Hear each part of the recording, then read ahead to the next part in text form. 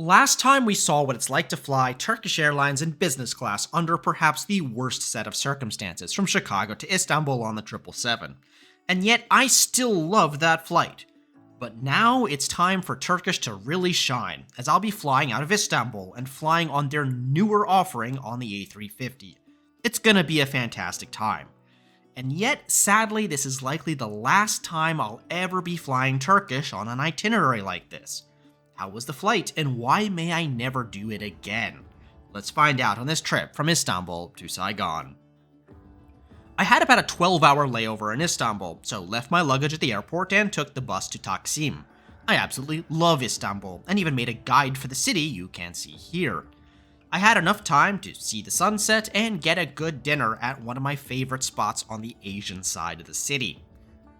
I returned to the airport around 10 p.m. I already had my boarding pass, so just headed straight through security to the lounge. Turkish's business class lounge in Istanbul is the stuff of legend in the traveler community, but does it really live up to the hype?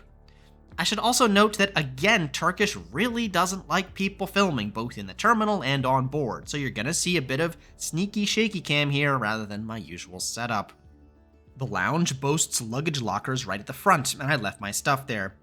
I was in the lounge from about 10 p.m. to 1:30 a.m., which was initially a rather quiet time. Many of the food stations were not open at this hour. Still, there was a very large salad bar, selections of mezes, pides, as well as desserts. I immediately grabbed a glass of raspberry juice, the same served on board, but later also had Turkish tea and beer. As the bank of post-midnight flights approached, they did open up more food stations.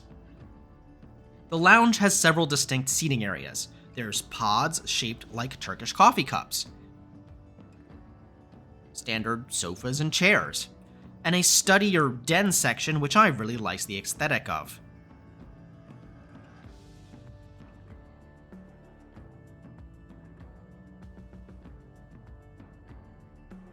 The lounge also has several areas, including a football area, supposedly with video games, but it wasn't set up, a golf simulator, a winged flight simulator, and most interesting to me was a dynamic globe that showed every Turkish flight in real time around the Earth. Turkish flies to over 120 countries, and the plane geek in me loves stuff like this.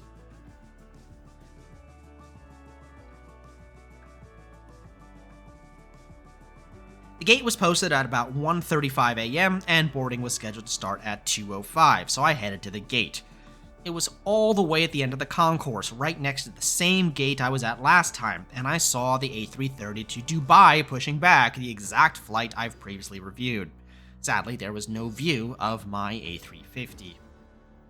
The gate staff did document checks prior to boarding for those in line, but boarding was at least 15 minutes late.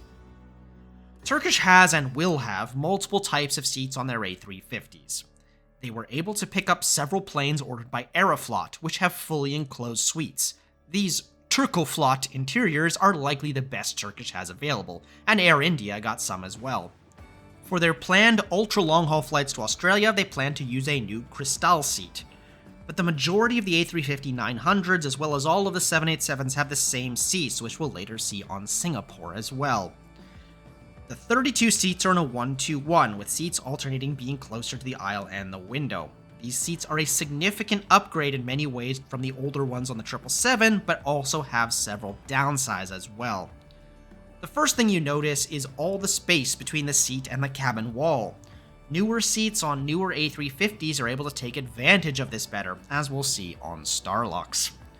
The storage area has a locking mechanism in addition to the headphones and power.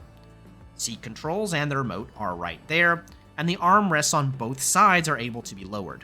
There's a 3-pronged seatbelt that needs to be worn for takeoff and landing. The seat wings can block your view, and also has additional lighting controls. Importantly, there are individual air nozzles.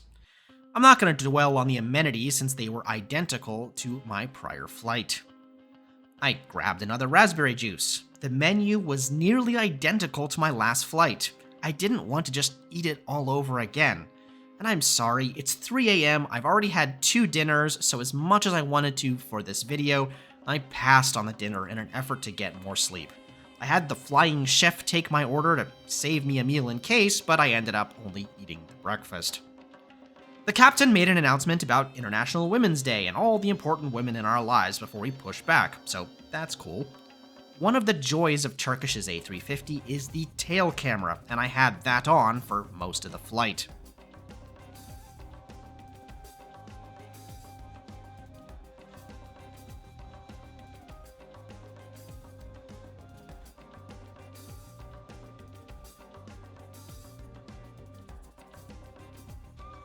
Flying time to Saigon was 9 hours and 5 minutes at 37,000 feet.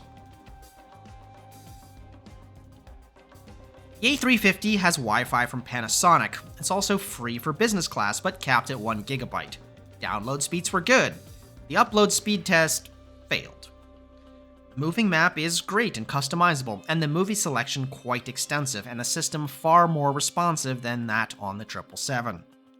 The crew made my bed, which is always a treat on a business class flight. I reclined the seat and went to bed. Bedding includes a mattress pad, pillow with a pillowcase, and a blanket, all of which were quite comfortable.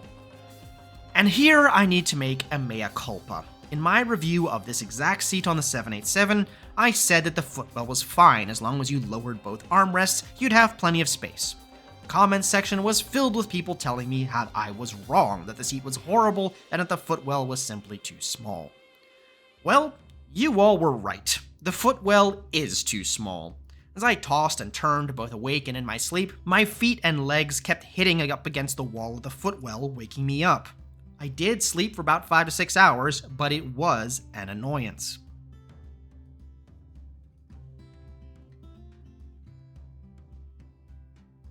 I awoke, and breakfast was served 2 hours prior to landing. Like the last flight review, there's 2 courses, first with yogurt, fruit, bread, honey, and chicken with vegetables. The orange juice was definitely fresh squeezed on the ground in Istanbul and not from a carton. But this time I had an appetite for the main dish, and I selected an egg wrap. I know if I called it a breakfast burrito, I'd get in a lot of trouble. This thing was phenomenal. I'm calling it. This is the best breakfast I've ever had on a plane. Turkish, you win again on food. The eggs, cheese, veggies, and sauce just melded together perfectly. With that home run of a meal, we prepared to land in Ho Chi Minh. Headphones were collected, but because I was actively using them, the crew let me keep them, asking that I leave them at my seat. See, Air Canada? That's how you do it. We passed the city and headed to the south and east.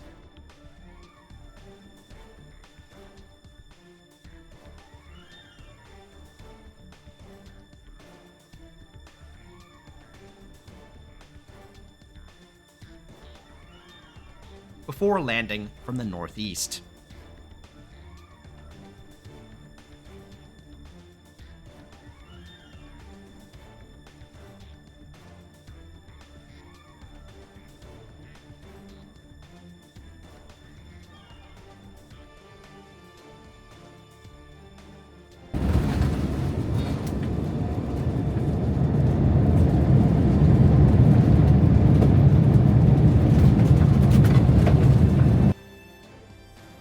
As we taxied, we got a view of a host of different aircraft and airlines, several of which we'll be seeing rather soon.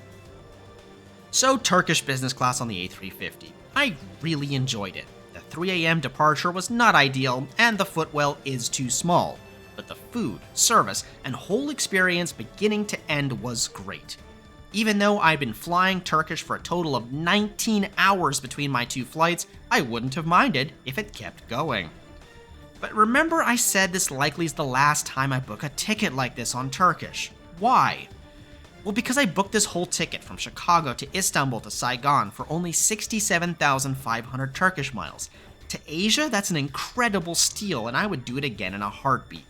But Turkish absolutely gutted their award chart in 2024, nearly as dramatically as secular democracy has been gutted by Erdogan and the AKP. Neymiş efendim? Türklüğümüzü yaşayamayacakmışız. Neymiş? Türklüğümüzle gurur duymayacakmışız. But their new chart is additive. This same itinerary would now cost 130,000 miles, 65,000 for each leg. That's not remotely competitive. Sure, I could use other programs to book on Turkish, but part of what makes Turkish's program so great is the increased award space. I love the airline, the planes, the food, the people. You should fly them. but it's a real shame that unless I find some sort of screaming hot deal, this is likely the last we'll be seeing of Turkish on this channel for the foreseeable future. So I've made it here to Vietnam and had several great days in the south.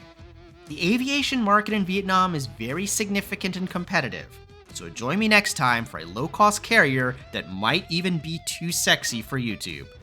That's right, it's time for VietJet.